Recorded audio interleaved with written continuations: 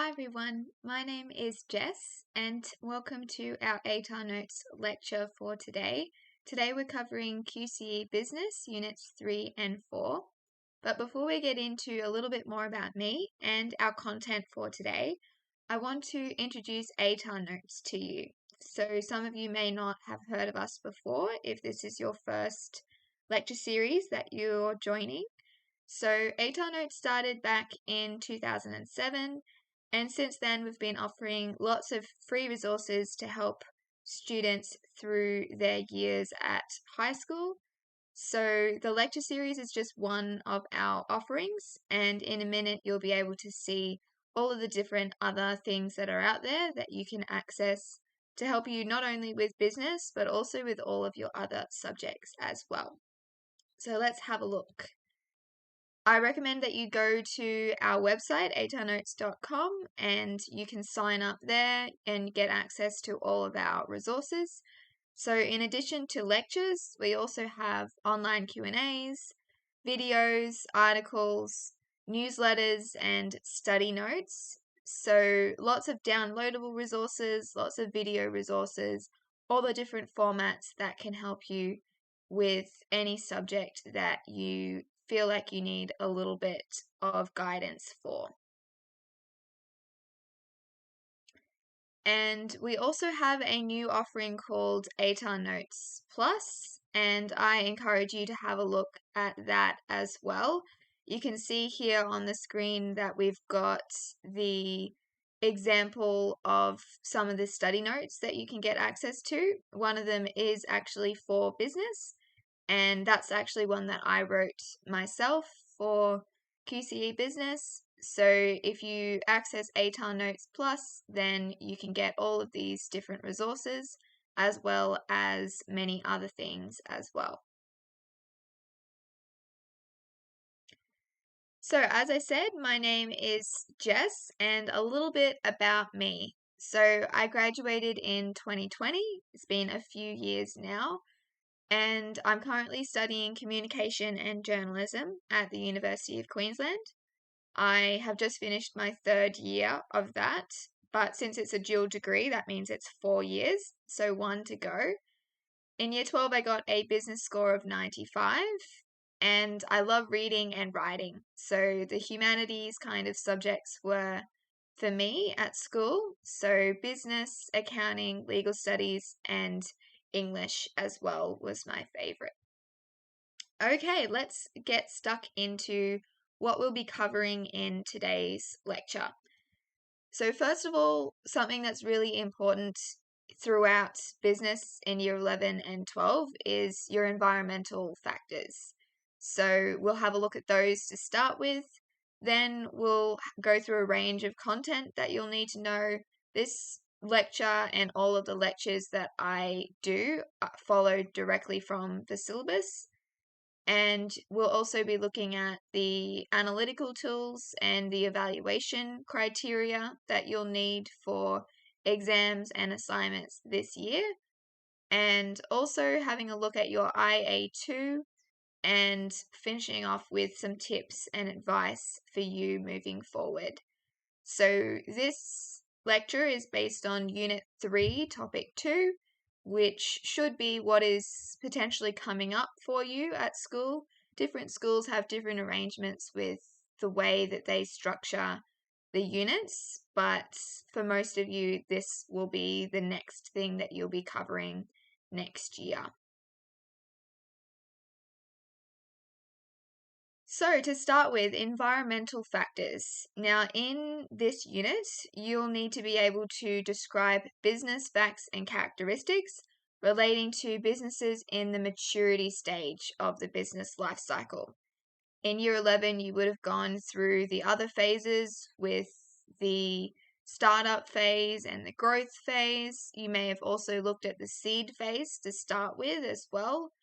And we've now extended beyond that and we're at maturity, the peak of where a business is up to.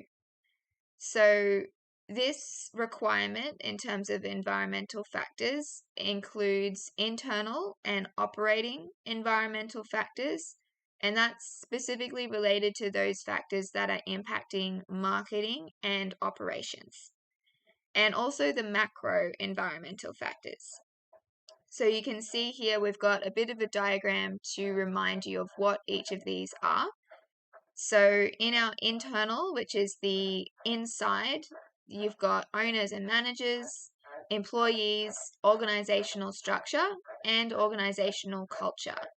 So I like to think of environmental factors as making up a bit of a house of some sort. So you could think of it even as just a business itself. You've got what is inside the business. Logically, you're going to have employees, you're going to have the structure of the business itself and those who own and manage it. The operating is going to be the way that that building, that foundation functions. So you can think of it as the walls and the structure of it. So customers, competitors, suppliers, it's that environment that the business sits in. And you've also got the macro as well, which is even broader. It's all of those outside things. So you can remember this using the acronym STEEPLE, which is one of your analytical tools as well, the STEEPLE analysis: sociocultural, technological, economic, environmental, political, legal, and ethical. Okay, now let's have a look at some examples to give us a little bit more insight into these different categories. So an example for internal, and this relates to both organizational structure. So in terms of internal, it relates to organizational structure, and in terms of operating, it relates to customers. So Medibank. And so in 2022, they had a 2-month review, and they decided to change their organizational structure. So this is related to that idea of the internal factor there. So they had a flatter organizational structure. That's the decision that they made in terms of what change to make. And they also had some new leadership positions and fewer positions as well in other areas. They got rid of 118 other positions. So that's simplifying that structure to increase efficiencies and things like that. And they also changed the way that they operated as well. So instead of focusing on market share, they wanted to focus more on customers. They wanted to focus on retaining the members that they already had and reducing their expenses as well. So they identified that customers were concerned about increasing prices for health insurance, and they wanted to address that by making these changes. So this is how you can look at the environment that a business is operating in and then describe the situation in terms of these internal operating and macro factors. Another example, and this one is also operating, but in this case it's about suppliers. So both KFC and Red Rooster here. Now, we probably are all familiar with the lettuce shortage that we had not too long ago now, and that happened in both New South Wales and Queensland because of the floods, and it impacted different food chains in terms of the way that they were able to present their usual menu because the lettuce was no longer available. So both KFC and Red Rooster had to change their operations in terms of making menu changes. So lots of them went for cabbage instead as an alternative. And they also had to do some marketing things as well. So developing communications to explain the situation and ensure that everyone was aware of those operational changes. So you can see here we've got a heads up notice that KFC made to let people know about those changes. So remembering that the internal and operating factors for this unit are all about the operations and marketing. So this is a really clear example of how these things are all interrelated. And lastly, we've got Optus as a macro factor, and political and legal are both relevant here. So in September 2022, just more than a year now, a data breach occurred which involved a cyber criminal getting a hold of around 10 million Optus customers' personal details. And this resulted in the Australian government passing some new legislation. This is the laws coming in here. And that significantly increased penalties for repeated or serious privacy breaches. And the whole idea of this was they're trying to incentivize big companies like Optus to ensure that the data that they collect is properly protected, because we can see how the vulnerabilities that may exist can result in this kind of data breach. So this relates to legal for obvious reasons because of passing legislation, and it's also relating to political as well because it was that government decision to introduce that legislation as well. So throughout today's lecture, I've got some questions to jog your memory, to jog your thinking, and make sure that you are taking in everything that we're covering and then reflecting on it. So I encourage you to pause the video if you want to have a go at these questions, or you can simply download the slides, and later on when you want to be reviewing things for your study or your assessment, then you can potentially use these slides as a bit of a guide to help you with that. So this first one, choose a mature business and a relevant internal operating or macro environmental factor, and write a description of the business environment and the situation. So if you choose an internal or operating factor, then try and focus on operations and marketing because that is the focus of this unit for those different factors.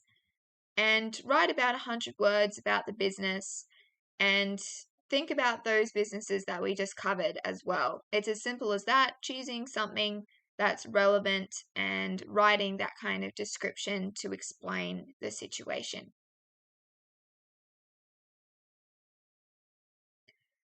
Okay, now we're on to the rest of the content that we're covering today. So first of all is integrated marketing communications strategies.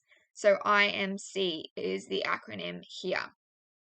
Now, this is, as the name suggests, a unified promotional method, and it's going to involve a range of different communication platforms. They're all joining together and working together to support each other. That's this whole idea of integrated, is that it's all together and in support of one another. It's a long-term and customer-centric marketing approach, and it's all about consistency and optimizing the influence that the communication has in terms of getting the results that the business is looking for. So we've got a whole bunch of examples here. So you can use any number of these as part of an integrated marketing communication strategy. Mobile marketing, emerging avenues like AI is a huge one. Print media and direct mail is more traditional. You've got public relations, sales promotion, social media, web ads, and search engines, and lots more as well. Now, 4 IMC strategies that we're going to look at include recognition, relevance, reward, and relationship. So the 4 R's. Before we get into looking at each of those in turn, though, let's have a look at an example of a business that's used a IMC strategy effectively. So Coca-Cola in this case. they have the Share a Coke campaign, and this involved using multiple digital and traditional channels that all supported one another as part of the campaign. So TV commercials, and then also social media, cinema, outdoor, and experiential activation as well. So not only online, not only on TV, but also physical as well. So cinema, outdoor, and actual activations as well to get people involved. And they allowed people to create personalized cans at Coca-Cola kiosks. And so that is another idea of having that physical presence as well. And they allowed them to gift a personalized virtual Coca-Cola can through social media. So this is creating this idea of accessibility. You've got an offering for people who can make it to these physical places where they can create a personalized can. You're also appealing to those who aren't able to attend places like that, but who are adept with things like social media. They're allowing for personalization, so it's appealing to people in that way. Using people's names is something that is going to make people feel a bit closer to the brand and the campaign. So they also had consistent brand elements. So even though you've got all of these different things that are happening as part of the campaign, all of these strategies and communication platforms that are being used, the whole idea is it still needs to be integrated. It still needs to support each other, and that calls for that level of consistency. So you can tell that, of course, it's Coke, so it's going to have the red theme throughout. It's going to have the same typography, the same logos, all of those different elements remain consistent. And also another consistent element is that call to action. So share a Coke in this case was the main message, and it was the focal point of all of the communication, regardless of the media channel that was used.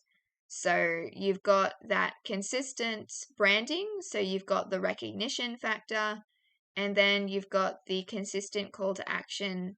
So people can engage with the campaign in multiple ways, and then they have that repetition. In order for people to change their behavior or be persuaded of something, a really key thing is always repetition. So that is why having that consistent messaging across channels is really important for IMC and just for marketing and public relations in general as well. So let's have a look at each of the 4 strategies for IMC.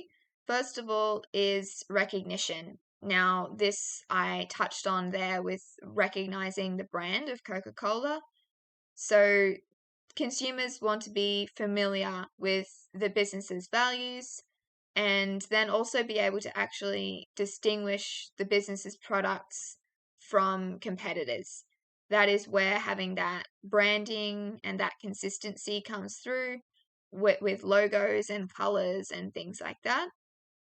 And the idea of a USP or a unique selling proposition is strongly connected to that idea of recognition, because people can distinguish between different businesses based on what is unique about them. So having that unique element is important.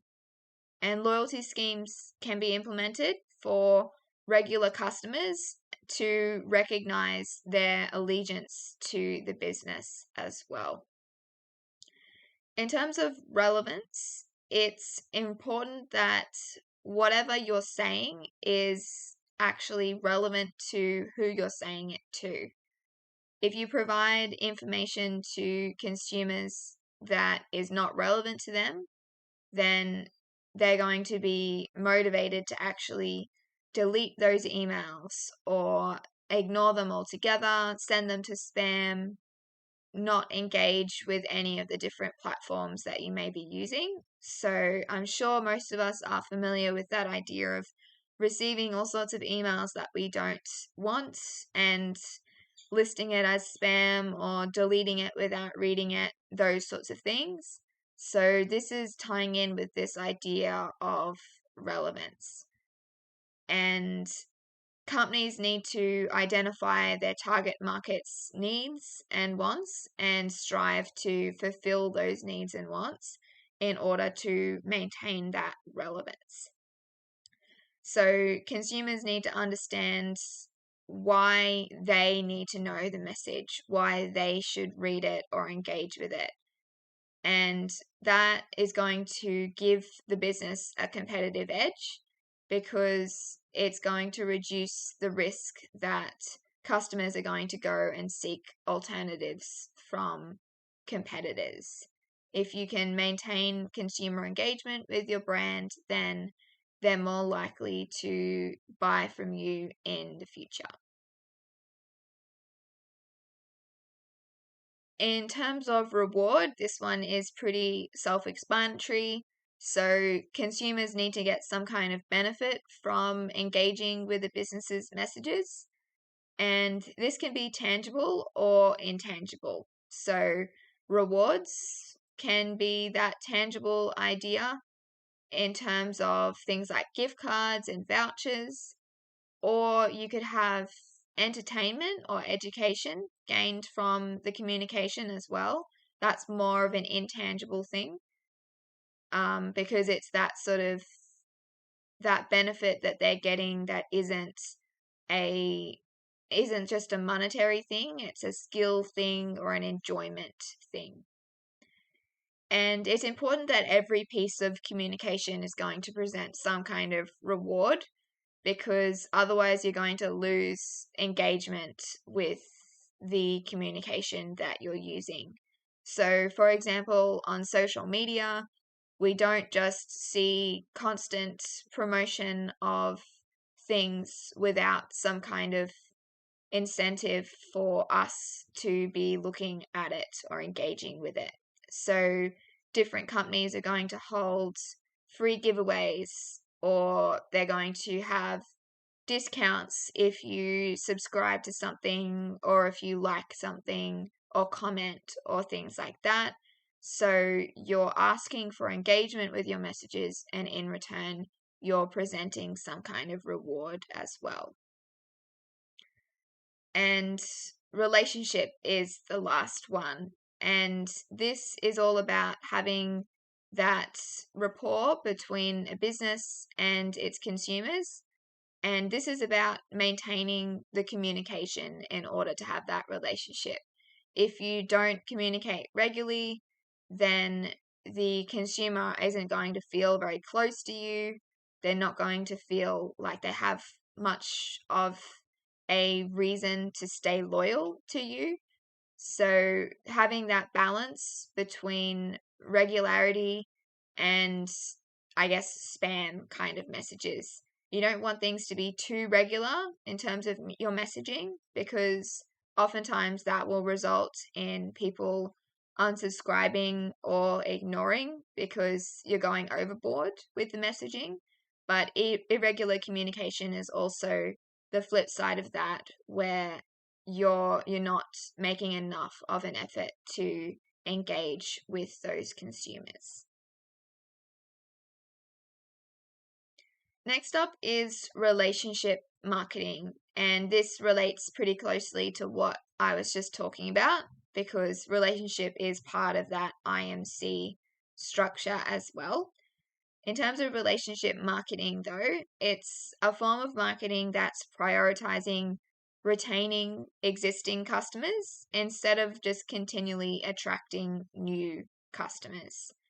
So you want to create those lasting relationships to get customers to stick around. And that is going to mean that you don't need to be constantly pumping resources into trying to attract new customers, which some would say is a little bit more tricky than just retaining who you've already managed to get especially when you got hostile competitive industries. That can be really tricky. So the whole idea is fostering consumer loyalty, repeat purchases, and then customer referrals as well. If you do manage to retain existing customers, then that can actually help you with attracting new ones as well, because they will have that idea of word of mouth. They'll recommend you to other people. They'll do reviews that will shed you in that positive light. So that is where you can have this flow on effect of just focusing on current customers. And this is a long-term strategy, and it's going to achieve efficiency and cost effectiveness as opposed to pumping, like I said, resources constantly into finding new people, because there's only so many customers out there. If you're constantly losing people, then it's going to be hard to then gain people, because those people who are looking for different options are going to think, why is it that the company can't attract and retain customers? If customers are leaving, then there must be a reason for that. So there's a bunch of strategies here as well. You can seek and act on customer feedback as part of this relationship marketing format. You can also have loyalty programs to get people to stick around, and that can involve discounts. It can involve anything that's going to get people to keep coming back in order to have those rewards and benefits that they'll get. Integrating consumers into social media posts is a big one with user-generated content, and maintaining that idea of communication, like I said earlier, that idea of balance between too much and not enough. Quality products and customer-focused service. So that is the crux of a business. You just want to be offering something that's of value, and that's going to incentivize people to stick around as well. So let's have a look at some examples of good relationship marketing. First up is Starbucks. So Starbucks has a loyalty program, which is one of those examples we just saw, and it provides members with access to exclusive offers, invitations to different events, and then access also to free drinks. So it communicates with customers through emails regularly, and customers are encouraged to submit ideas, requests, and feedback because they have a dedicated website for that. So you can see a few of those strategies we just looked at are being used here. We've got loyalty programs, we've got rewards, we've got feedback and acting on feedback. And then also we've got this idea of user-generated content and integrating customers into social media. So they seek out different stories from customers, and they feature those stories on their social media feed, and then also repost user-generated content as well. That's giving the person who generated the content to begin with some exposure, and it's also helping the business because it's showing that it does have that relationship with customers. It's establishing this kind of reputation that is then going to attract other people to the business as well. GoPro has a similar idea focused on the idea of rewards and user-generated content. So it's got a program called GoPro Awards, and it's giving the opportunity for GoPro users to use their products, get photos and videos, and then if they win the award, then they receive money and discounts and gear, and then also that global exposure on GoPro's social media in return. So various things that can all be used together to incentivize this relationship maintenance for customers with a business. So, next question. Describe integrated marketing communications and list the 4 integrated marketing communications strategies. So, whenever you're doing these sorts of things, also try and think of examples as well. If you can remember different examples that either we cover in the lecture or that you can think of yourself, then that is going to help you remember things and understand things better as well. Because sometimes it's those real world examples that we identify with more than just all of these words and all of this content that can get a little bit overwhelming. And also, having examples is really key when it gets to doing exams. Unit 3, Topic 2 is an assignment rather than an exam. But for your external exam at the end of the year, you'll also want to have some examples up your sleeve of different concepts. And so it's good to get into that habit of remembering those examples throughout the year.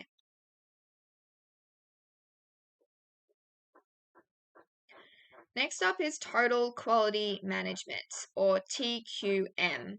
Now, this is a management approach that's all about continual improvement and achieving customer satisfaction. So you'll notice that a lot of these things that we're discussing are about customers, very customer centric.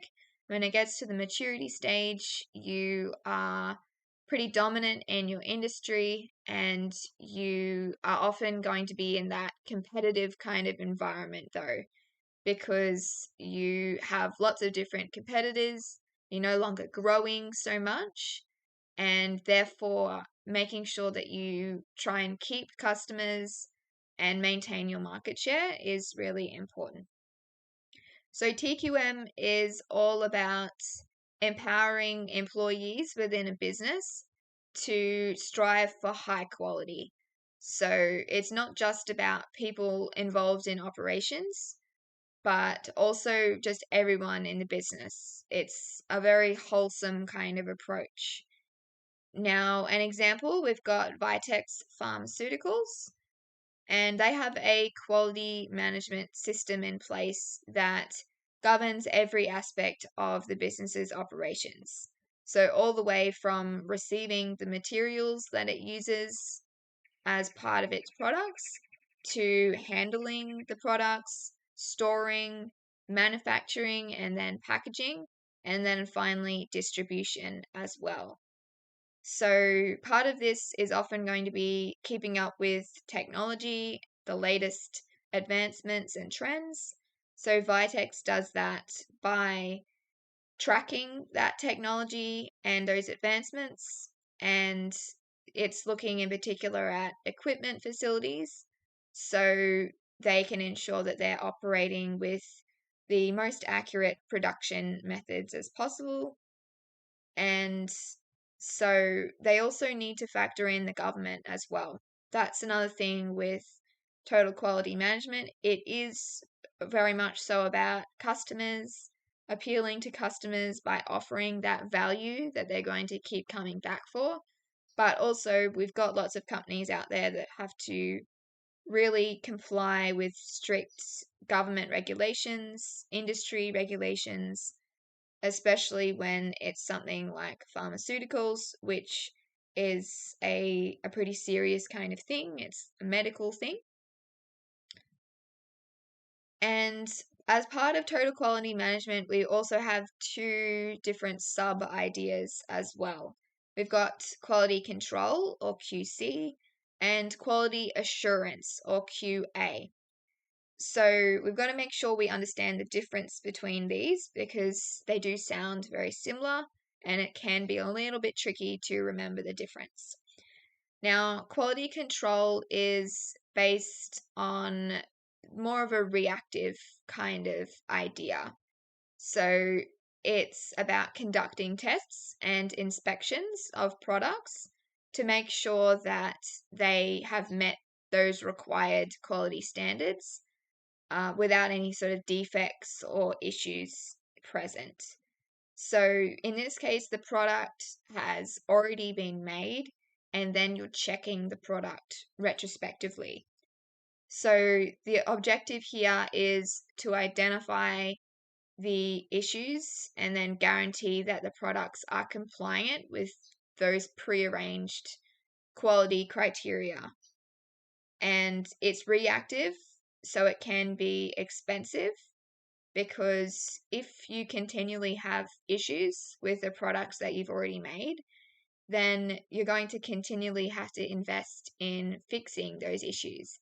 You've already made a product and then you have to go back and put more time and money and effort into addressing issues and investigating issues as well, because it may not be a straightforward problem.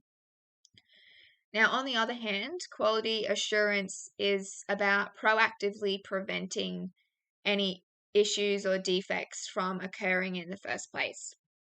So, this is about having a series of processes to assure that you've got a specified degree of quality at each stage. So, like we saw before with Vitex, they have those quality management systems that are allowing them to ensure that every part of its process is meeting quality standards. Because if you only focus on operations, then you'll be looking at a product that's already been made and you may have missed earlier signs that there were issues. So perhaps there's issues with supply, with storage or handling, or any of those aspects before it even goes into that manufacturing kind of stage. So having that process, that incremental idea where you're checking quality as you go, can help you to find quality issues as soon as they arise and address them as soon as they arise without needing to retrospectively go back and fix issues afterwards. Now, another total quality management example you may be familiar with is Toyota. So Toyota is really big on this idea of TQM because it's following the principles of customer first, quality first, continuous improvement, and total participation as well. That idea that it's not just about people working in operations, but it's about everyone participating and achieving quality standards. So they've got this idea of lean production as well. And all of these principles are part of this TQM structure that it has. And they have actually been recognized with some awards in the past to recognize their TQM practices. Some of these are quite a long time ago, but they are pretty big awards to get. Question 3. Describe relationship marketing and include an example of a business that does relationship marketing well and explain how it does this well. So we looked before at GoPro and Starbucks for relationship marketing. So try and think of other businesses. Think about businesses that maybe you engage with yourself that you really like and how they may effectively do relationship marketing to keep you engaged and loyal to them as opposed to other competitors. Project management. And a project is a unique operation, and so it's intended to achieve a particular series of objectives. A project is not just a day-to-day activity, it's more specific than that. It's more unique than just what happens every day in the workplace. And then as a result, project management is just managing that kind of project. It's overseeing the operations to ensure that it's achieved and completed successfully in all of the given constraints. So it meets the budget and time constraints and things like that. So traditional project management consists of 5 different stages. You've got initiating, so starting off the project. You've got planning, which is thinking ahead, establishing that idea of what are the goals, what are the resources that we have to meet those goals, what are the deadlines and the budgets and things like that. Executing the project itself, performing and controlling, and then closing. So, some examples of projects: you could be launching a new service, launching a unified data system, developing a new product, or having a marketing campaign. So these are the sorts of things that aren't just going to happen every day. They're far bigger than that. That's what makes them a project, and that's why project management is a whole field in itself. Now, there are a few different project management methods. We're looking at the waterfall method and the agile method. So, the waterfall method is a bit more traditional, and it's about phases that occur consecutively from beginning to end. It's a linear kind of model where you're going from one thing to the next. Whereas the agile method is a little bit more modern, and it's often used in fast moving business settings, innovative business settings, because of its flexibility. So it's more iterative. You've got frequent releases of things with incremental enhancements in every iteration. So instead of having one major release at the end of a linear kind of process, like you would have in the waterfall method, you're releasing things incrementally, you're improving things as you go, instead of having that final thing at the end. So having those frequent releases allows for identifying different problems with initial releases. It allows for collaboration because different people can get involved and give feedback and all contribute to improving what was made. Now, Vistaprint is an example of a business that has used the agile method. So originally, Vistaprint used the waterfall method for project management, but it found that teams were taking more than 60 days to transition from just the idea phase to product delivery. So that idea of linear, you're going from beginning to end, and it was taking a really long time. So they switched to the agile method, and they introduced a bunch of different strategies within that. So collaborative boards, idea pipelines, daily stand-ups to share different ideas, that idea of collaboration. And as a result, it was able to optimize its business processes, and that reduced its lead time from 40 hours to 15 hours.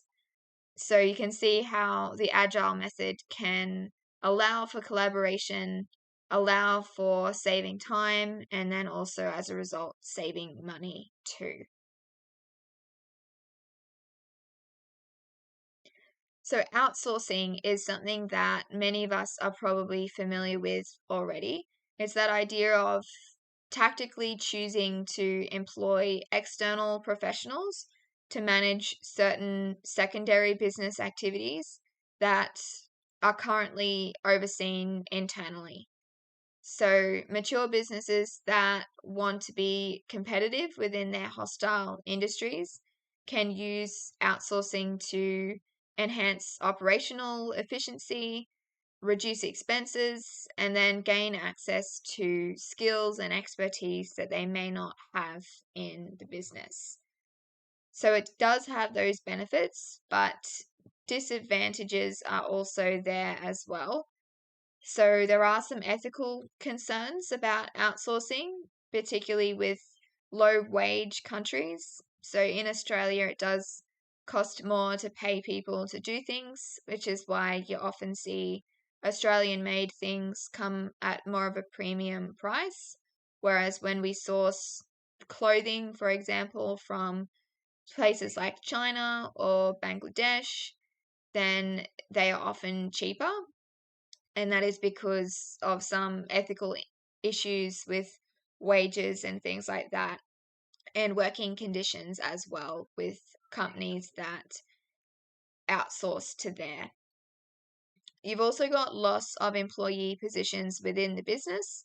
So as soon as you take an aspect of the business elsewhere, then you are going to lose positions as well.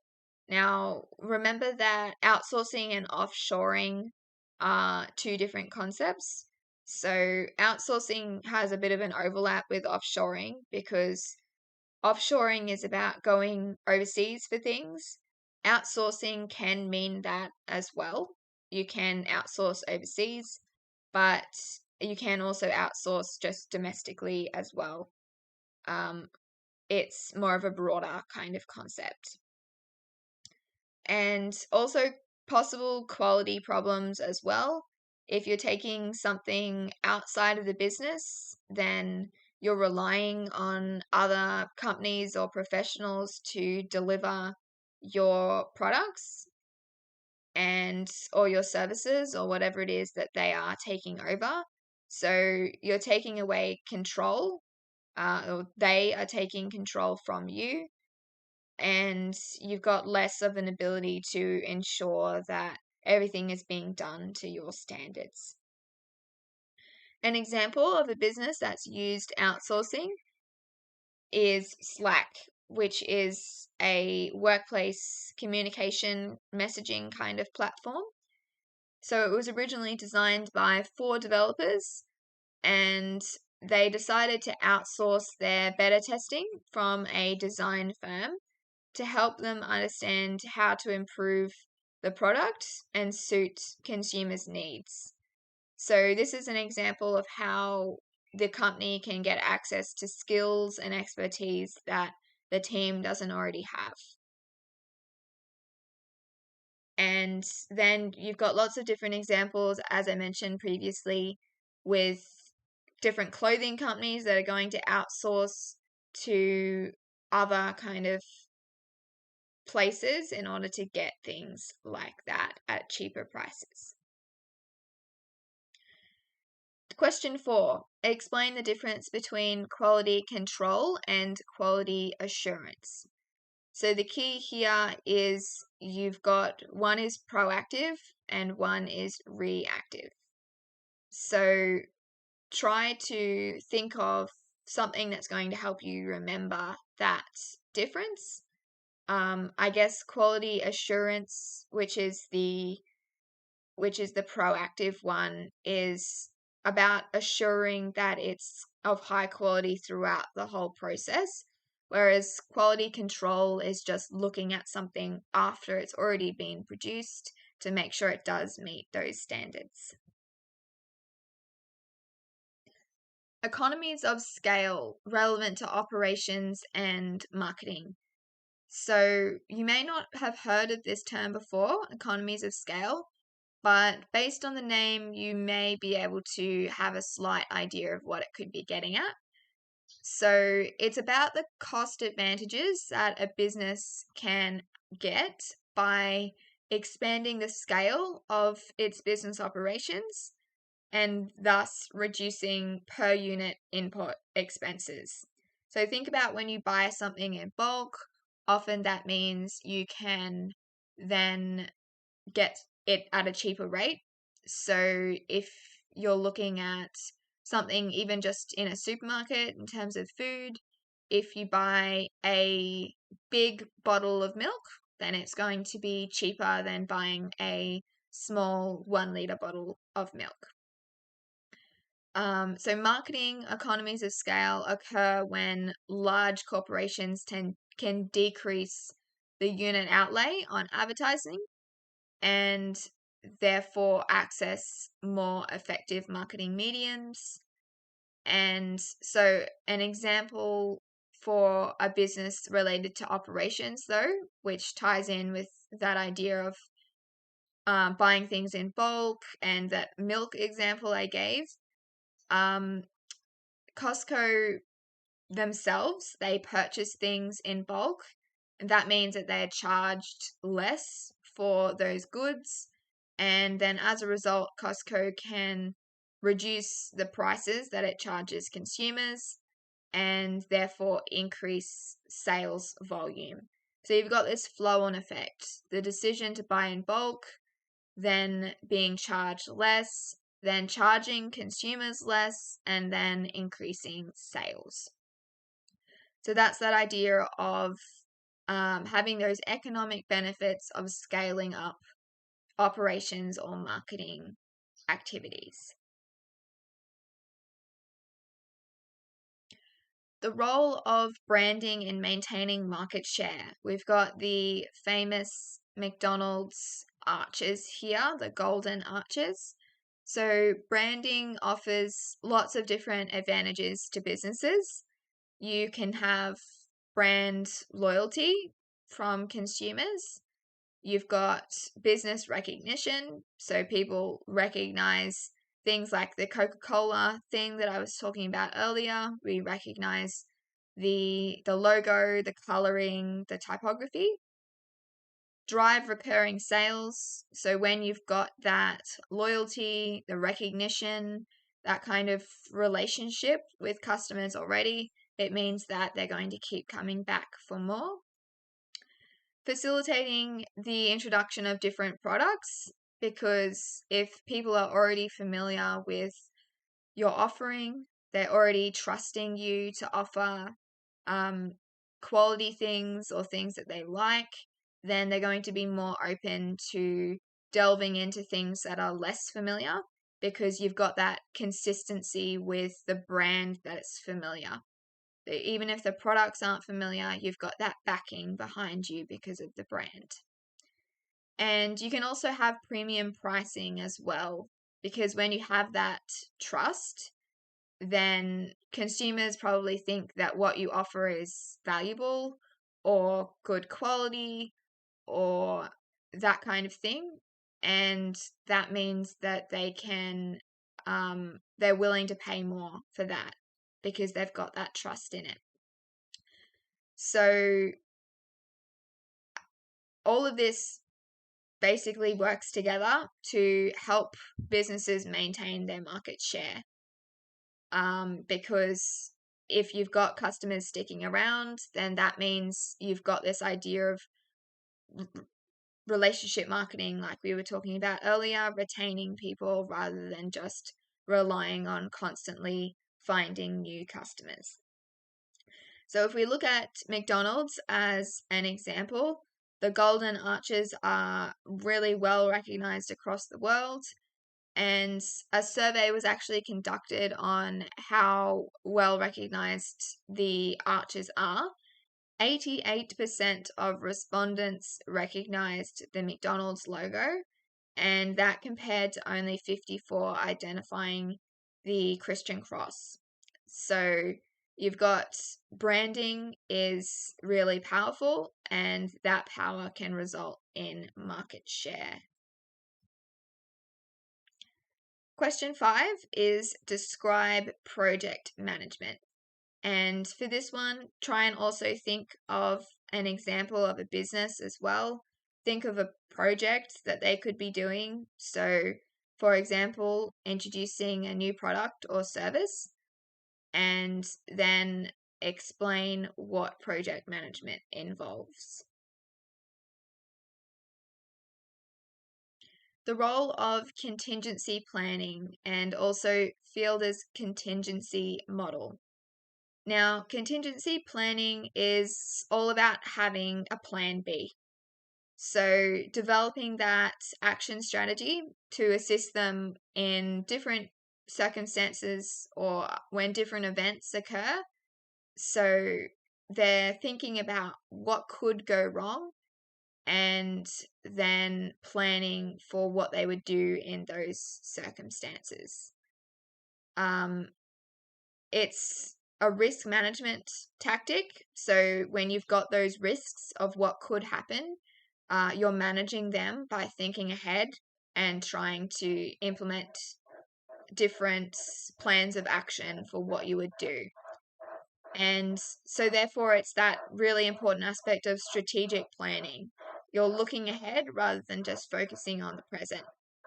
So, a model that we can use in contingency planning is prevention, preparedness, response, and recovery. So, of course, to begin with, you do want to prevent things from going wrong. So, that's the first step. But then having that preparation in place in case something does go wrong, then the response if it does go wrong, and the recovery that comes afterwards. And all of this is going to minimize the harm suffered by a business if any kind of event goes wrong. So think about all of the different things that could go wrong in terms of an airline, for example. They would have to have lots of different plans in place, but what happens in different weather conditions, in different situations with passengers being sick, having a medical emergency, having storms, having engine failure, or any of those things that could go wrong with an aircraft. And they would have to prepare for all of those situations. So if it does happen, they can keep all the passengers safe and implement those strategies without panic. Now, Fielder's contingency model says that no particular leadership style is considered the best because it depends on the situation. It's circumstantial. So different leadership styles are needed in different situations. And it uses this idea of the least preferred co-worker scale. And that is used to determine whether a leader's style is relationship orientated or task orientated. And we can talk about this as LPC. This LPC scale involves leaders rating the co-worker they enjoy working with the least from 1 to 8 using a series of criteria. And so this can include loyalty, friendliness, trustworthiness, all of these different things that they can rate that person on.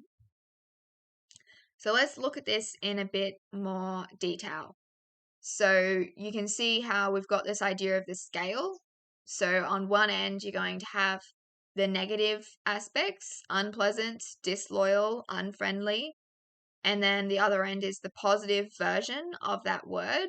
So it's got to be something that has an opposite. So unpleasant or pleasant. It can't be two completely different things. And then you've got the score as well from 1 to 8, with 1 being the least favorable.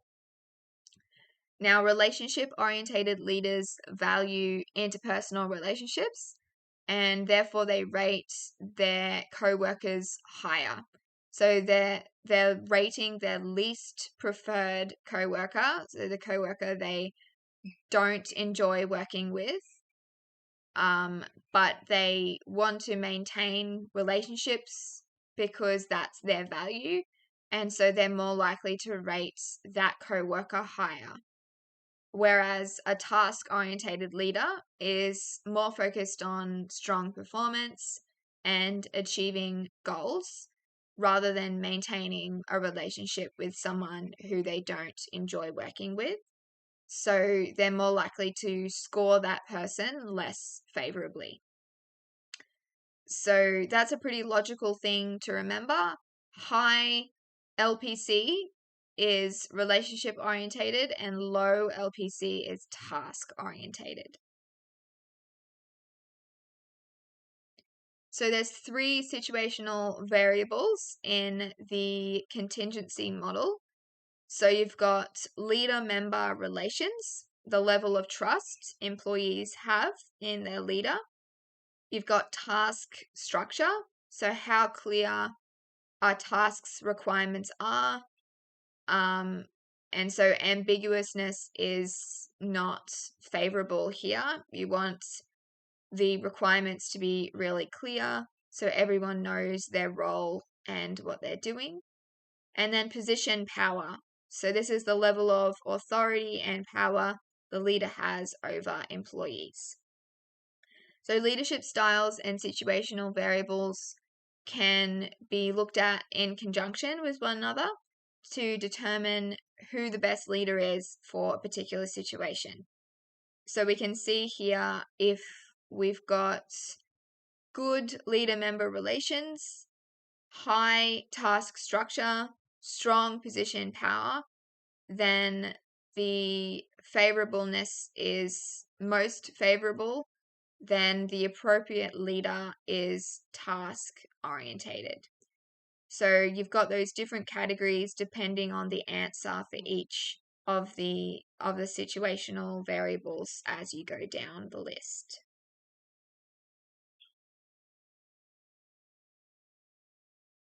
The role of emerging technologies and contemporary marketing strategies. This is really huge these days with AI now. So emerging technologies impact these strategies because things like data analytics, customer relationship management, and mobile communications are heavily technology based. So lots of the marketing things use technology as part of the way that they work.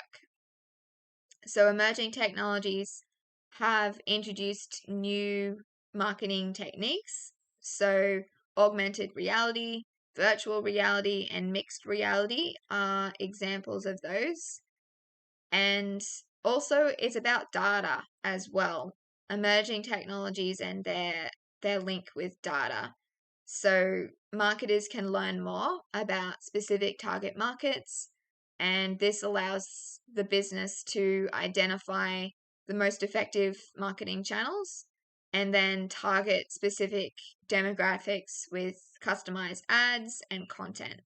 So the power of data is not to be underestimated because that's really important when it comes to marketing. You don't want to be sending out things and messages to the wrong people. If we think back to that integrated marketing communications idea we looked at the beginning, relevance was one of the ideas. And so you need to have that relevance, and data can help you achieve that. So an example of this, we've got some cosmetics companies. So Maybelline, L'Oreal, and Sephora. They have they've used technologies to create apps that allow customers to trial makeup and hair products in a virtual setting. So this uses AR in this case.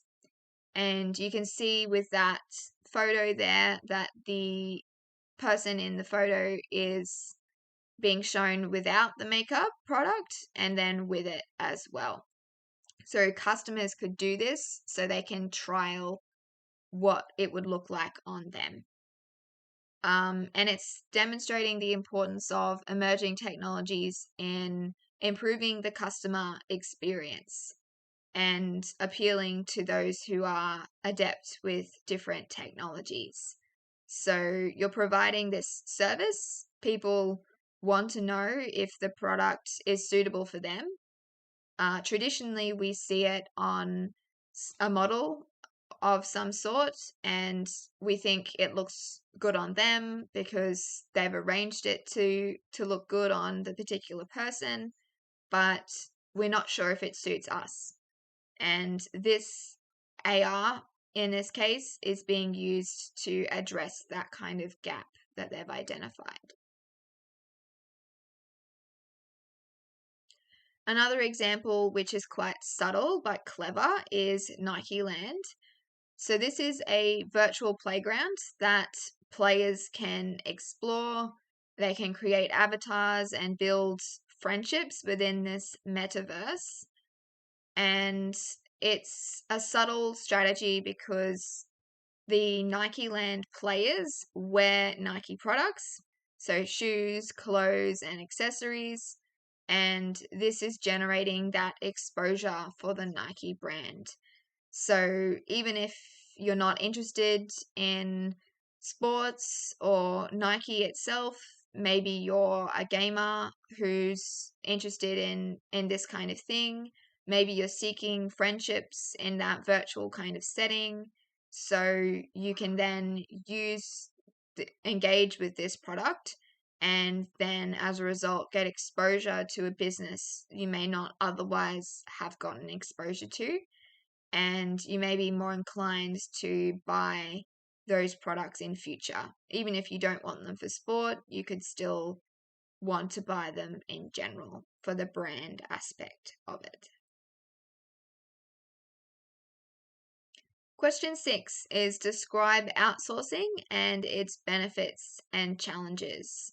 So things like reduced expenses and access to greater skills, but then disadvantages like losing skills, losing employees, and potentially having some ethical issues, and as a result, some reputation issues if you're not outsourcing responsibly.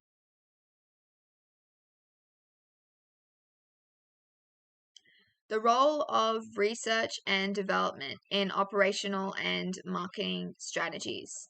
So, as we all know, research is really important in everything that we do. And so, it's no different when it comes to business with their operations and their marketing, because it's about businesses discovering new things, so new technologies, exploring new products and services, and advancing what they already offer, what they already have. So they need to maintain their competitiveness, and this is a way of doing that by keeping up with others that are in those hostile industries. So, in terms of operations, you can have manufacturing efficiencies. Maybe you do R&D and that helps you learn about different technologies that you can use for automation and things like that. That's going to then result in manufacturing efficiencies. So you can see that link between R&D and operations. And then the same deal as well with marketing strategies. You can have a better reputation and get positive publicity as a result of R&D.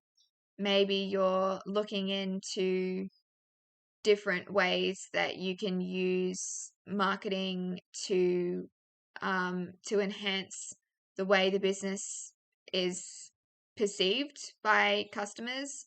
So maybe you're looking at how to make your business more sustainable, and you then include that as part of your marketing. You show that you're doing R&D in that area, and that's going to get you some positive publicity, because people are agreeing with your brand values and wanting to support you as well. So an example here is Tesla, the car brand. So a report showed that Tesla actually spends more on research and development per car than any other automaker, which is unsurprising in that it is sort of seen as an innovative kind of idea with its electric kind of offering. And it also then spends the least in advertising costs per car sold. So it's relying on its strong brand for marketing purposes. People understand what they're getting. If they get a Tesla, they're getting something that's seen as premium, that's seen as sustainable and innovative. And so the R&D that they do enhances reputation, and it contributes to its leading position in the electric vehicle industry. And all of that has that flow on effect by allowing it to minimize marketing costs.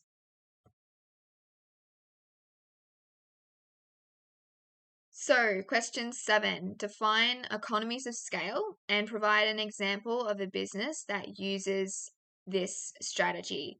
Earlier, we looked at Costco. But there's lots of other businesses that do that model of bulk buying things to then sell on at cheaper prices. And then also think of not only the operations side, but also the marketing side. If you go really big with your marketing strategy, then it can cost less per unit. Then that is going to result in that economies of scale. The bigger the scale, the more cost efficient it is. Challenges of outsourcing marketing and operational strategies, activities. So we looked at some of these earlier in terms of disadvantages, but there are some other just general challenges as well. So in terms of management, they need to actually think about what partner they're going to use for outsourcing. So I mentioned earlier about losing some sense of control by outsourcing to an external organization. So you really need to have trust in that business or that provider. And that is about making sure that they run their operations ethically, that they have high quality standards, and all of those different things that you are obligated to meet. You need to actually make sure that those outsourcing partners are meeting those as well.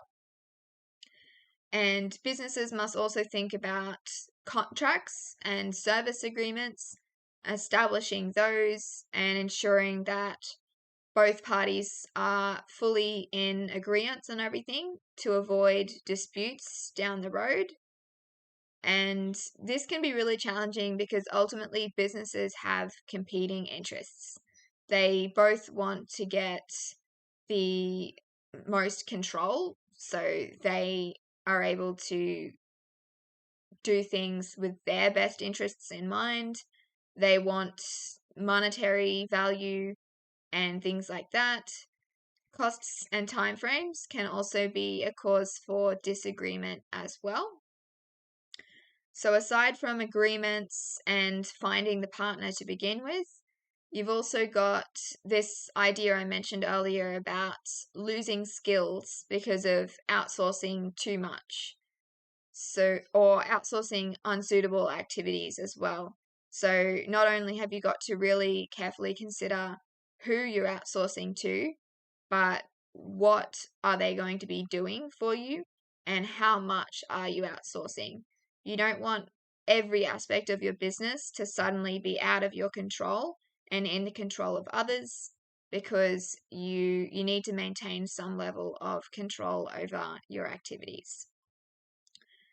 And then, of course, the reputational risk as well, and things like fair wages and working conditions, like I mentioned earlier, can also be challenging, especially if the business is not aware of things that are happening. So research is important for this as well. You need to make sure you're aware of the ins and outs of who you might be partnering with before you enter any agreement with them. So, a summary of the challenges to simplify that out a little bit. We've got finding an outsourcing partner, developing contracts with costs and times as different considerations, losing knowledge and skills potentially, outsourcing unsuitable activities, and reputational risks of any kind of unethical outsourcing.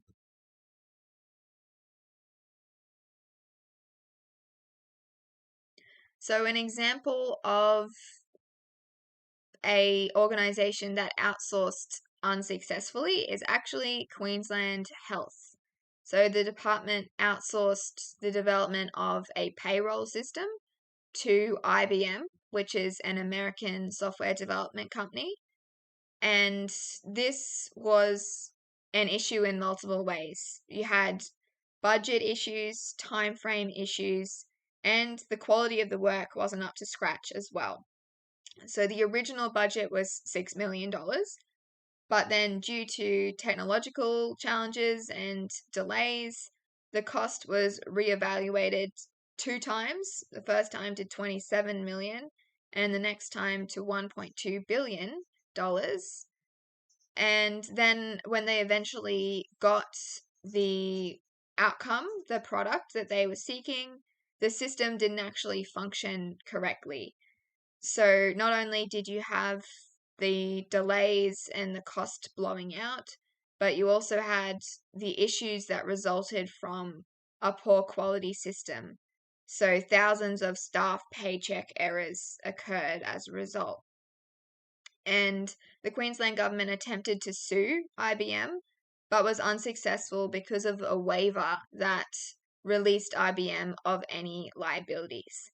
So the waiver would have been in that agreement that they had originally. So you can see here how that idea of coming up with an agreement, making sure that a lawyer is looking at it to make sure that your interests are served in the agreement, and that they don't have unreasonable kind of conditions, then that is really important to avoid these kind of legal ramifications as well. Challenges of operating in hostile competitive environments. So I've mentioned this idea of a hostile environment a few times already today. So what is it?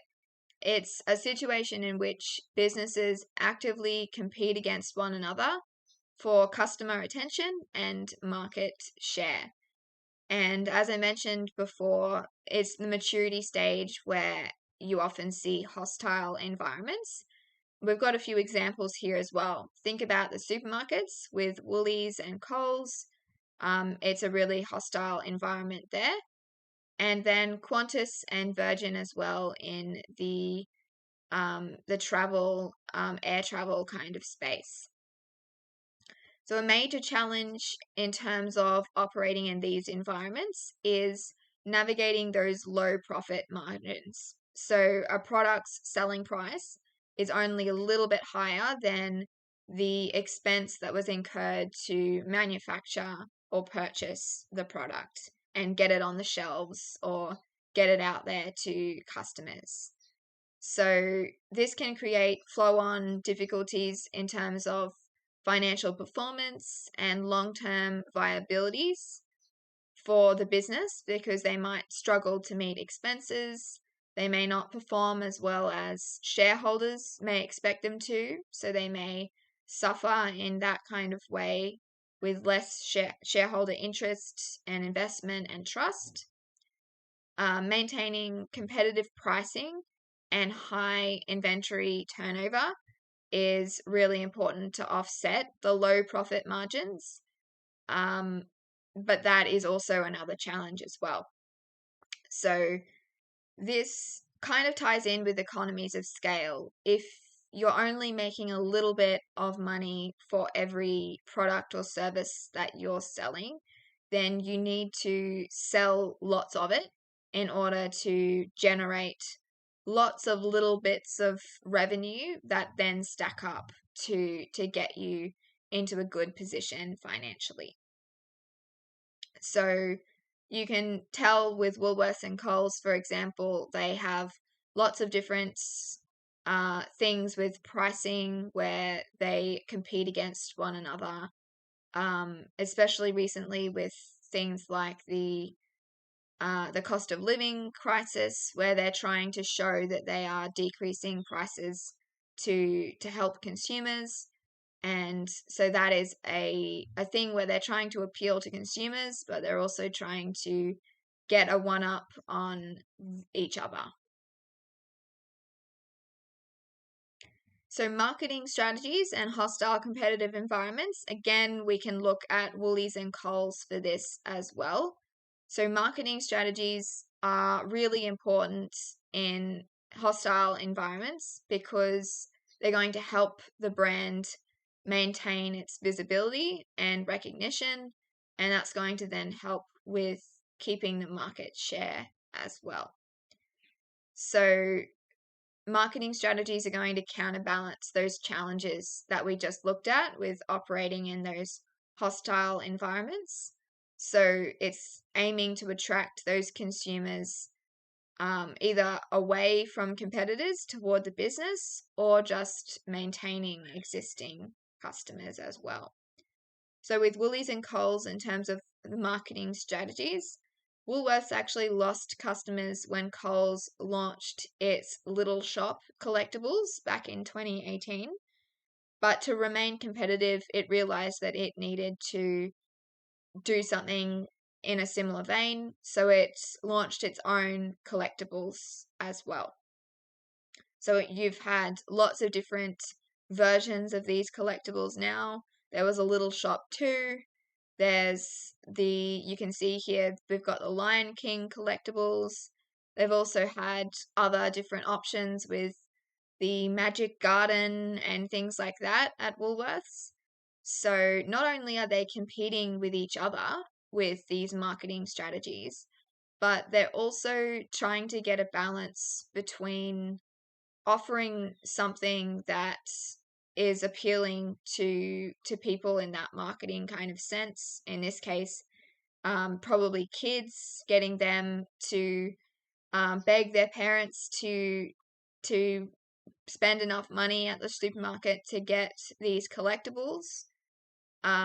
It's not only appealing to those people, but it's also making sure you keep other people satisfied. So a big thing for these collectibles was the environmental impact of them. So they faced some backlash because a lot of these things are made of plastic, which people didn't think was responsible of the supermarkets. They got rid of plastic bags, trying to show their sort of sustainability, but then they went and introduced things like this. So with every kind of strategy, you've got to have a balancing act between the interests of different people, particularly in those hostile environments where it's important to keep performing consistently. Back to total quality management and long-term achievements through customer satisfaction. So customer wants and needs, and then by association, customer satisfaction, form the basis of TQM. And so if you embed total quality management, then you're going to achieve customer satisfaction by guaranteeing the quality of products, and therefore promoting loyalty and referrals and then overall business success. Quality is something that is one of the key things that people look for when they're thinking about what product or service to choose. So if you have that reputation for good quality, then that's going to result in that sustained customer satisfaction. So an example here, we can also go back to Qantas. So it carries out programmed quality control inspections at key service stages to make sure that each process meets the different standards that they've set. And they have that minimal level of satisfactory quality for all the different stages. So similar to what we looked at earlier with Vitex Pharmaceuticals, they look at, in this case, production and the results in comparison to predetermined standards. And Qantas is known for not having had any fatal jet airliner accidents. So that, again, is something that they really can promote as part of their total quality management success. And that is going to keep customers coming back for more because they're satisfied with that quality and that safety aspect.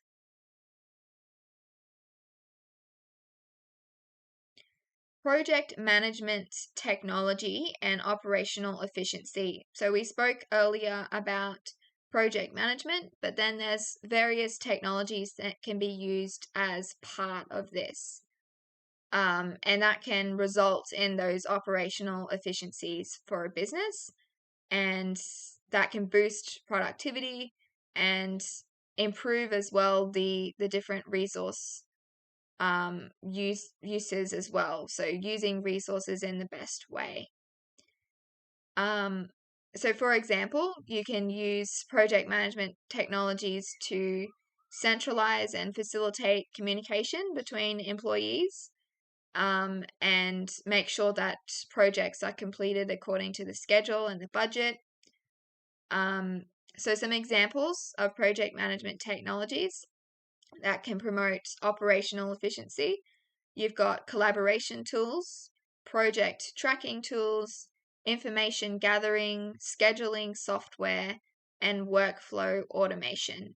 So there's lots of tools out there that businesses use that are that collaborative kind of space where people can see the tasks that need to be done, the deadlines, the different requirements.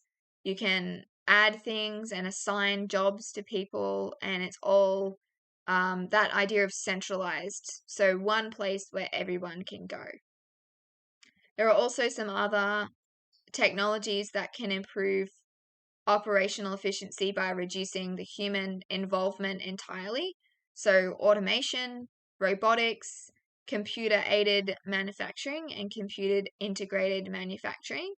So for example, with automation, you have systems where those sorts of collaboration tools, those platforms that I was mentioning, can automatically send an email, for example, to someone instead of having to get employees to write out emails individually. So if we look at an example is monday.com.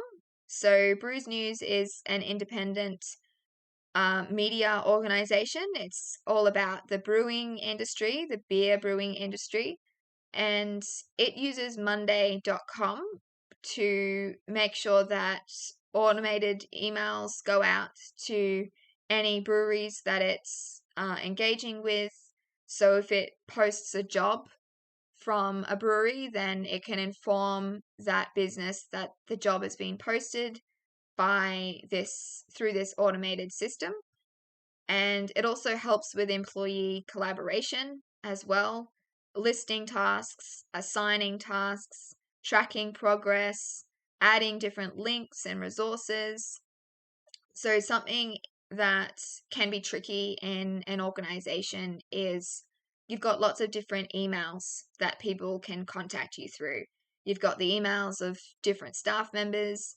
You've got general emails for the business, an inquiry email for a certain aspect of the business, and then another inquiry email for another aspect, financial based emails, all those different things. So you sometimes can really benefit from having an integrated system where maybe if a particular email address receives an email, then that email can automatically be sent to a platform like monday.com so everyone in the business can see it. Now, if someone is taking a break, they're on leave, then you wouldn't have to go into their emails and invade their kind of space. All you would need to do is access this platform where the emails are automatically forwarded to. So you can see how these different project management technologies can create those efficiencies and help a business to manage different situations. So describe the characteristics of a hostile competitive environment and provide an example of a hostile industry. We looked at Qantas and Virgin. We looked at Woolies and Coles. There's a few other ones that come to mind. For example, the telecommunications industry, Telstra, Optus, Vodafone are the main ones there. So what is involved in that hostile competitive environment, and what are some examples that you can think of? Contemporary marketing strategies, branding, and loyalty. Now, these are all linked because businesses attracting all of them relate to businesses attracting and forming relationships with customers. So brand loyalty is about strong branding and persistent use of marketing strategies to ensure customers are motivated to continually stick with the one company, maintain that loyalty instead of looking elsewhere. So you often have incentivizing elements designed to promote that loyalty when you've got a marketing strategy. So social media based promotional techniques commonly have things like competitions to benefit both the business and its customers, and that advances consumer loyalty. We looked earlier at GoPro and Starbucks for relationship marketing, and this ties in closely with that. So an example we've got here is Apple's Shot on iPhone campaign, where they were encouraging people to go out and take photos on their iPhone and then share them as part of a competition. So here you've got this competition aspect. People want to win, so that is an incentive in itself.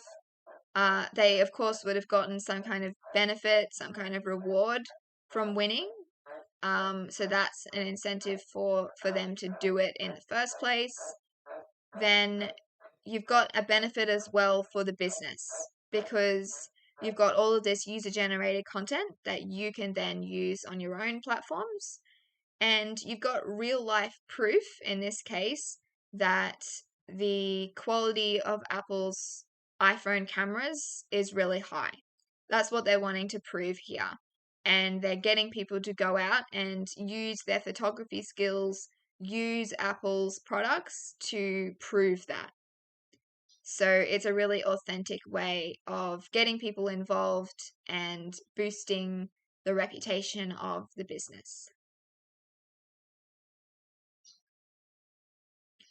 Pareto's principle and the management of operational and marketing in a business. So Pareto's principle is also called the 80-20 rule, and it says that 80% of the outcomes in a situation are a product of 20% of the causes. And this can relate to lots of different things. So as long as it's got that 80-20 aspect, you can relate it to all sorts of different things. 80% of sales revenue could stem from 20% of customers. As well, the business's revenue, 80% of it could be generated by 20% of its products. Maybe most of the customer complaints are from 20% of customers, or 80% of sales are derived from 20% of advertising. So the 80% is the important part. It is what is the big factor that you're looking at. And then the other side of it is what is less important.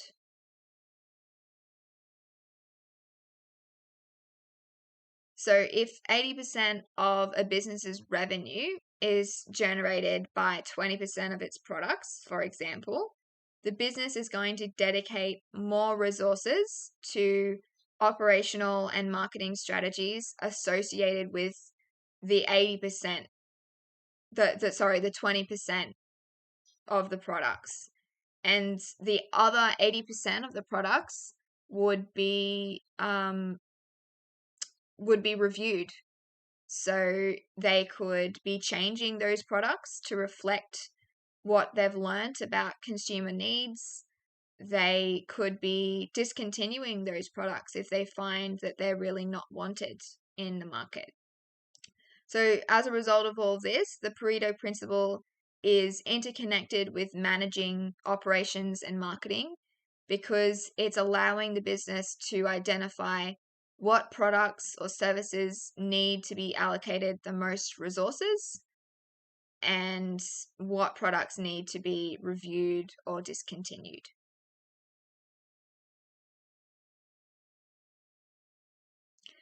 Okay, we're now on to the analytical tools and the evaluation criteria that you'll be using in year 12 throughout the year. And you will have already used some things in year 11 as well. So you should be familiar definitely with the SWOT analysis by now. And you also will probably have been introduced to some of the evaluation criteria. But we're going to go over each of these now. There are particular things that you need for the Unit 3 Topic 2 assignment. So that is what we're going to be looking at today.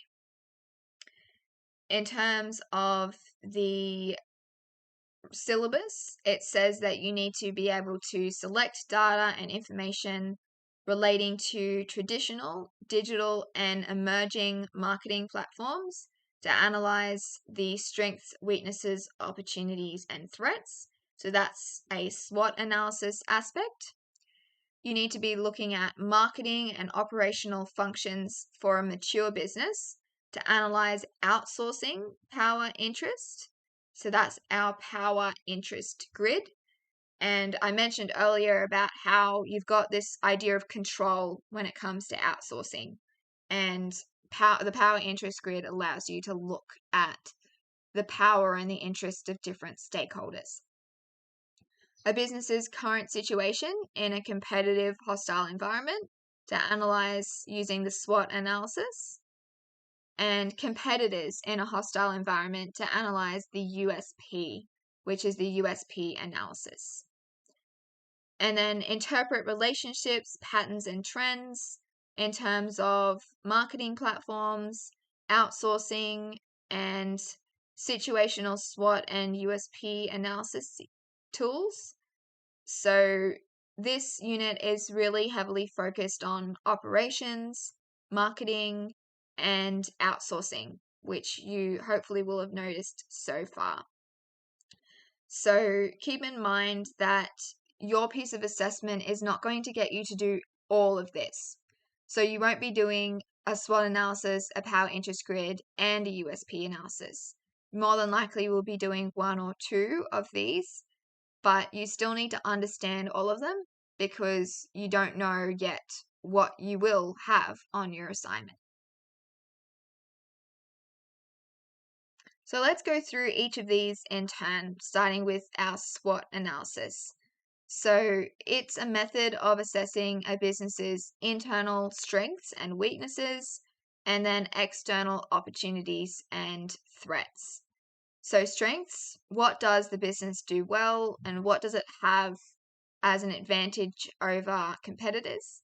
And weaknesses are just the opposite. What does the business lack or do poorly and what disadvantages does it have?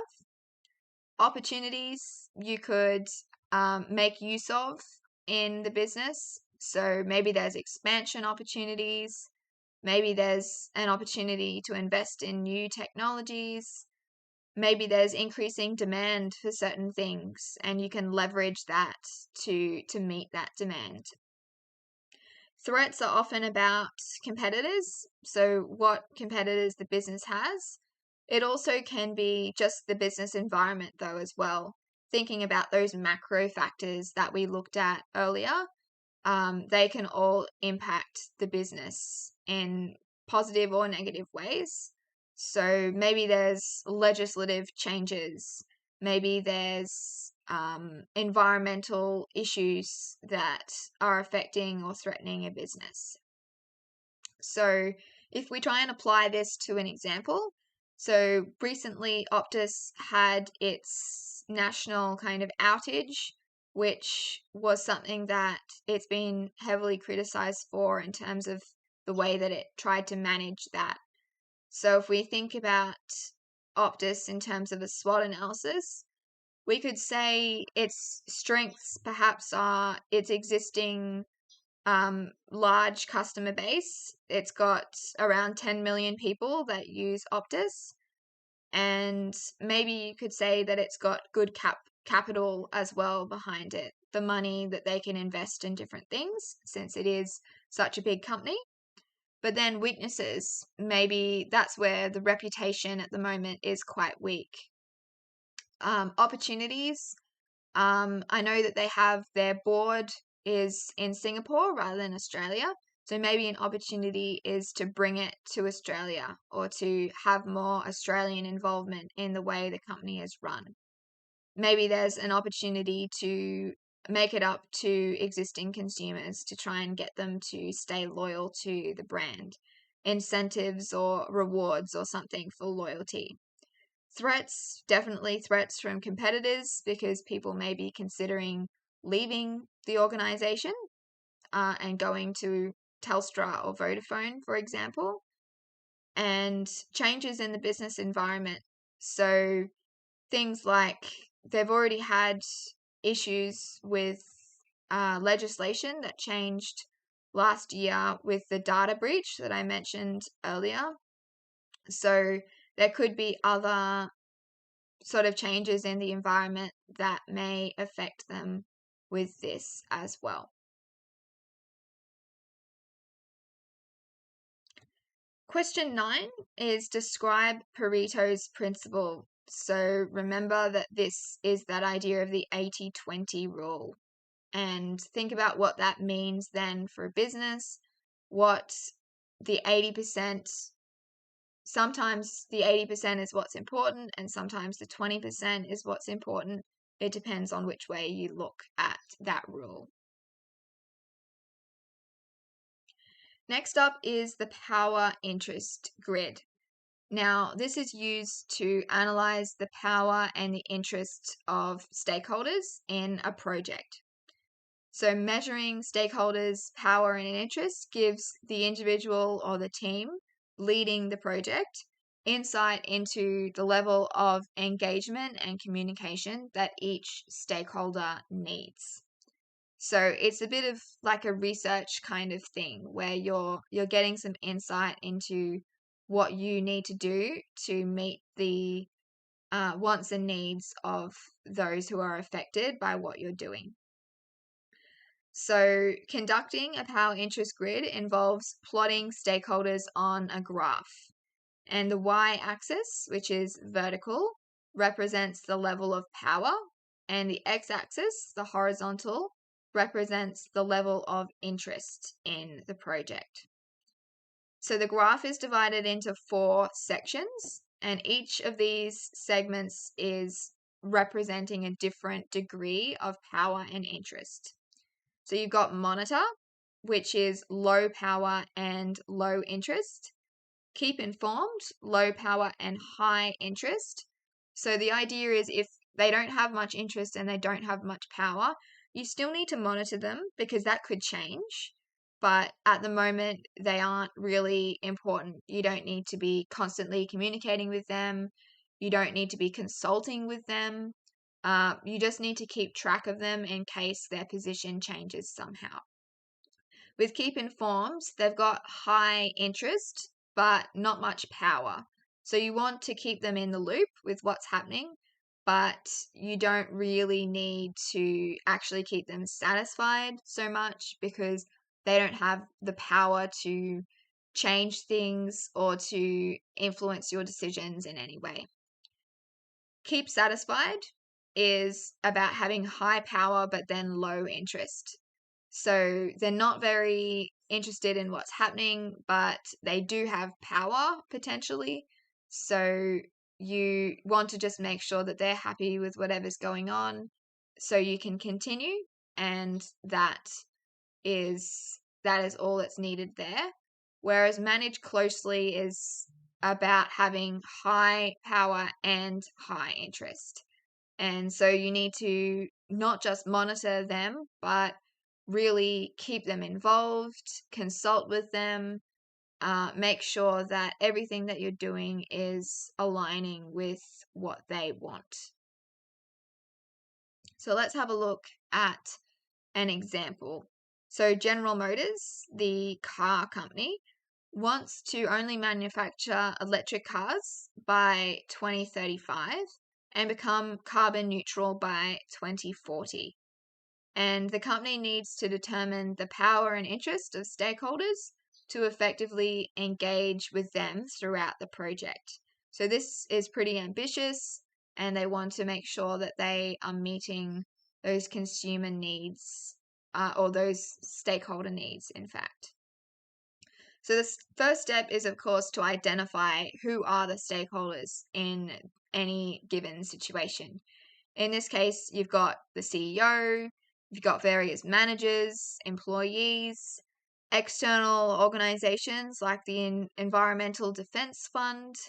You've got fuel stations who would be losing out on money because all of these cars would be developed that are electric and that don't need their fuel. Electric vehicle charging stations, they would benefit from this development. Environmental activists and consumers, of course, as well. And step 2 is to plot the stakeholders on your power interest grid.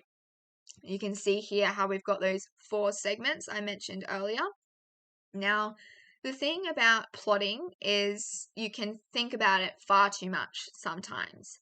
So try not to get really caught up in where you're placing things. You do need to be logical, and you need to be able to justify your decisions, and you need to be able to be thinking about the different stakeholders in relation to one another. So would this stakeholder really have more power than this stakeholder? Would they be more interested or less interested? So you need to have that element of comparison. But in saying that, just thinking, should I move it half a centimeter to the left, half a centimeter to the right, up or down? Don't get too caught up in that kind of thing. You're thinking about the relationship between different stakeholders. So what should have higher or lower interest and power than the others? And you're also thinking about the category that it's falling in. So think carefully about whether you place something in. So for example, here we've got consumers. They're in the keep informed section rather than manage closely. It would be a big decision to move that above into the manage closely section. So do think carefully about the actual section that it's falling under. And you can also decide that it deserves to be put right in the middle. You can put it right on the line as well if you feel that that's where it should sit.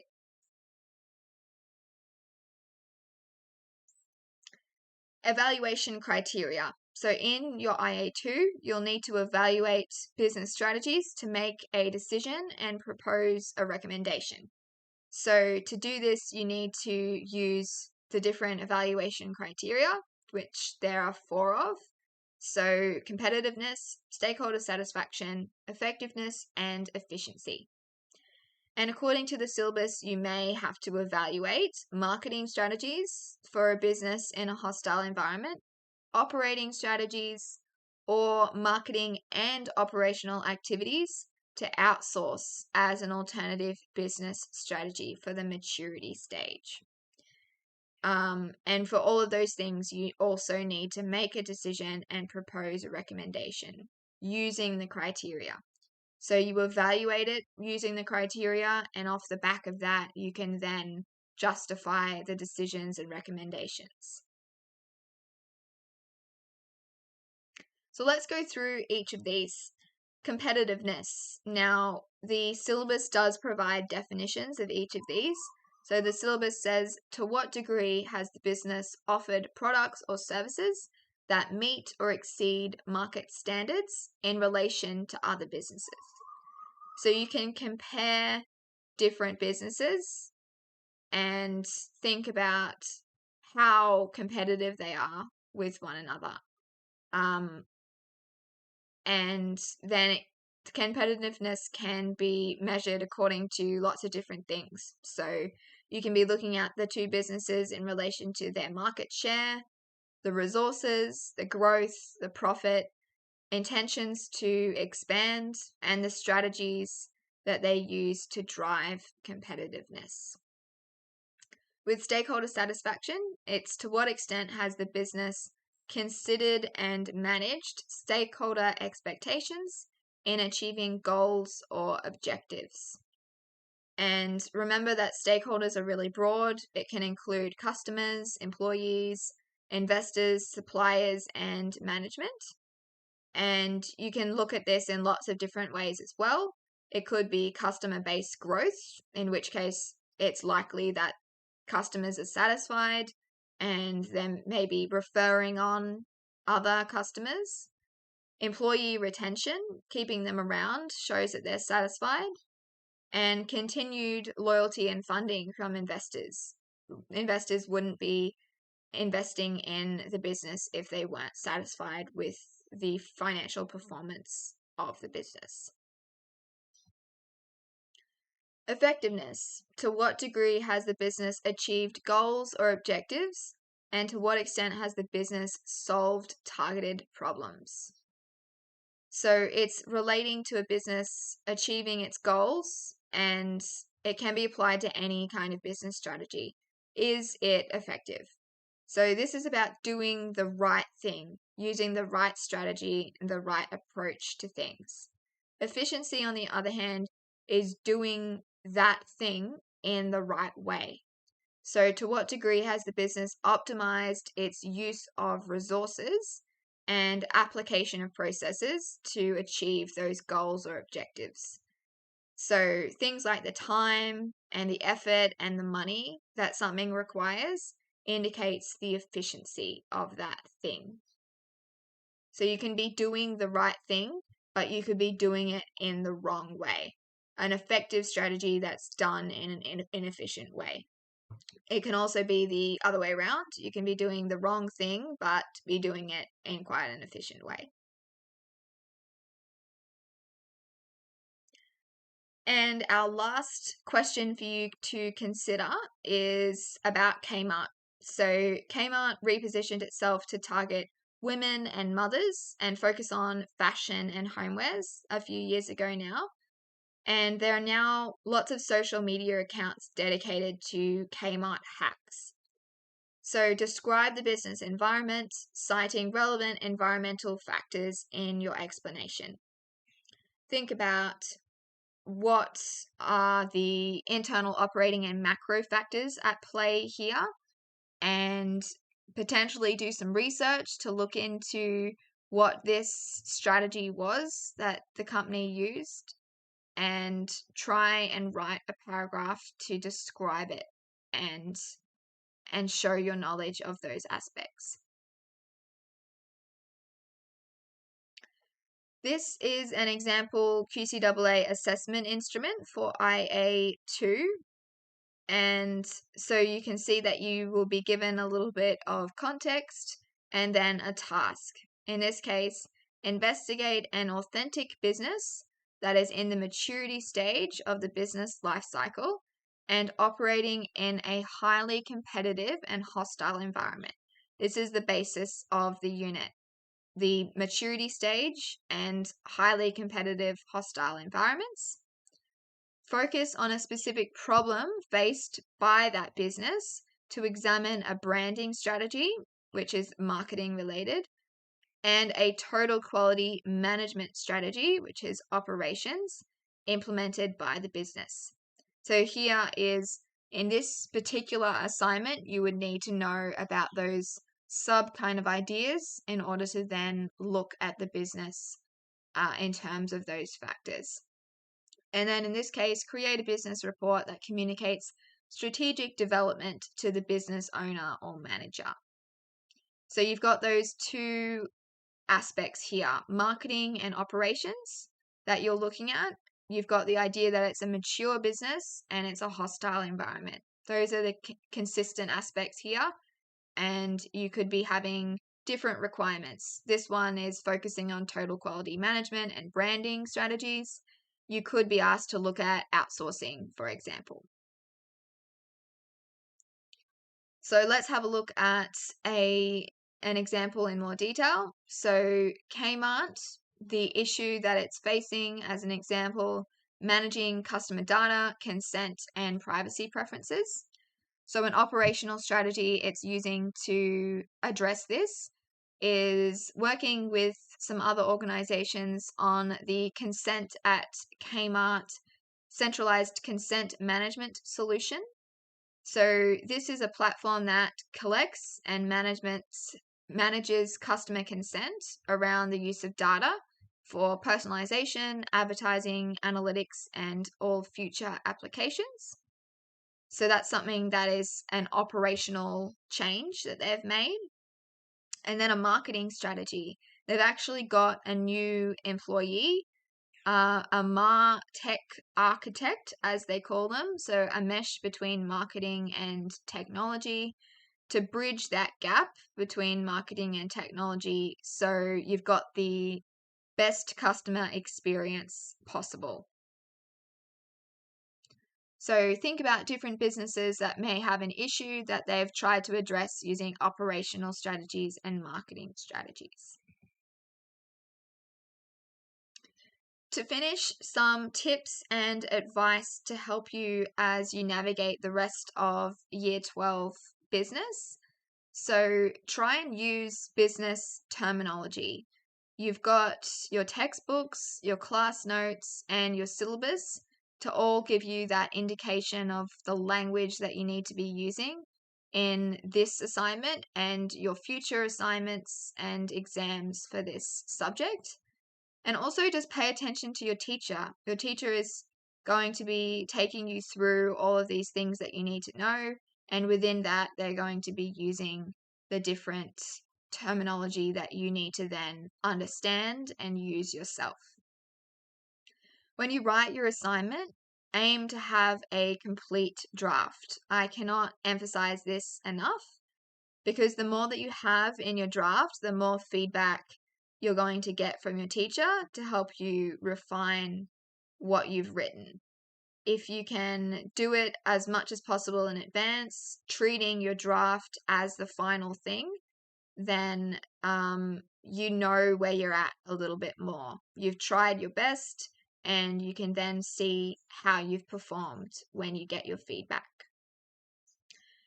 Read the syllabus and use it as a guide. I've referred to it a couple of times today, and also this whole structure of this lecture, all of the content that we covered today is from the syllabus because the syllabus dictates what you can be assessed on. You're not going to be assessed on anything that is not in the syllabus. So reading that, using it as a study guide, particularly for exam-based things, so your external exam, that can be really handy.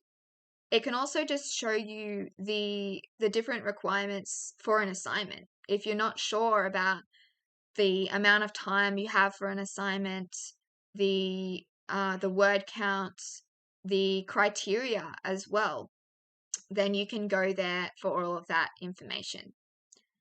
And reading the sample assessment on the QCEE website, which I provided that screenshot of before, you can look at that in more detail to see what you may be expecting to have. And there's also a mid-level exemplar on the QCEE website for Unit 3, Topic 2. This can give you an indication of what you should be aiming for if you're going for that mid-level mark, what you should be trying to build on if you're aiming for something better, a mark that's higher than that. And it can just show you basic things like structure, like terminology, and things like that, that can then guide the way that you do your response as well. And lastly, referencing. Referencing in assignments is really important, and it's great to get into it now and to get a really good system going, because if you do decide to go to university after school, then referencing is even more of a big thing to make sure you get right. So keeping track of your references is a great thing to get in the habit of doing. And personally, I like to do my formal referencing after I finish the final copy of my assignment. So you can see down the bottom there, I've got an example of what it would look like in the draft and what it would look like in the final. So first of all, you've got this idea of keeping track of references. So I use a coding system. I create a table, and you can just have a really simple table. It could just have a code with a letter or a number and then just the URL. Or you can include all of this other detail as well, like the date you accessed it and the author. It depends on whether you want to have to go back to the resource when you do your formal referencing to get this information, or whether you want to just get it there originally. Once you've got that table, then you can create other tables with a title of the notes, and then some notes with where the reference is. So you got it from the reference with code A. That means that you don't need to be putting this huge URL everywhere to show where you got something. You've got this really concise, easy thing to keep track of where that information was from. Then you can see in the draft section there, you can put ref standing for reference with whatever number or letter it is in the body of the text. So that can be what you have in your draft, and that means that you're keeping track of where your reference is from. But if you need to make changes before you do your final submission, then you're not putting all this effort into doing perfect referencing only to then get rid of it later. So oftentimes I had to get rid of words from my draft. So if I had have done all of the referencing in my drafts, then that would have been a huge waste of time because I always had to get rid of things anyway. So that's just the way that I did it, and I would recommend that you follow a similar thing to save yourself some time, and make sure that you get everything right in terms of your referencing. Thank you everyone for coming along to our business lecture today. I hope that it was helpful for you, and I hope to see you in some future lectures as well. Good luck with the rest of your studies. Bye everyone.